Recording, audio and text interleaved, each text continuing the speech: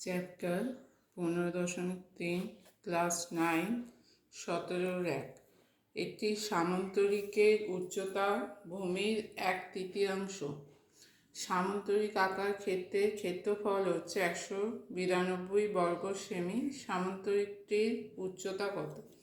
বলেছে সামান্তরিকের উচ্চতা হচ্ছে যা ভূমি হবে তার 1/3 মানে ভূমি বাই 3। তাহলে প্রথমে একটা সামান্তরিক আঁকবো। সামান্তরিক আঁকলাম। সামান্তরিকের ভূমি ধরে নিলাম এক্স।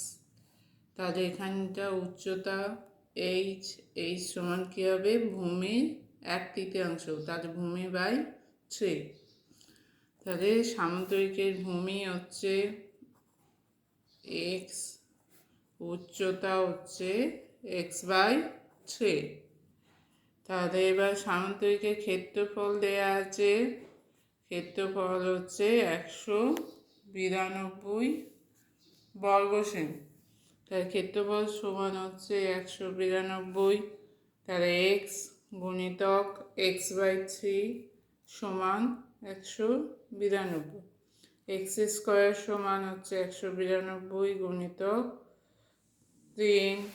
তাহলে 192কে ভাঙলে হচ্ছে 96 গুণিতক 2 গুণিতক 3। 96কে ভাঙলে হবে 16 গুণিতক 6 গুণিতক 2 গুণিতক 3। 16কে ভাঙলে 4, 6কে এটা 2 3 হচ্ছে 6 স্কোয়ার। তাহলে এখানটা হচ্ছে 4 গুণিতক 6 স্কোয়ার। তাহলে এক্সের মান হচ্ছে 4 গুণিতক 6 সমান 24। এবার বলেছে সামান্তরিকের উচ্চতা কত?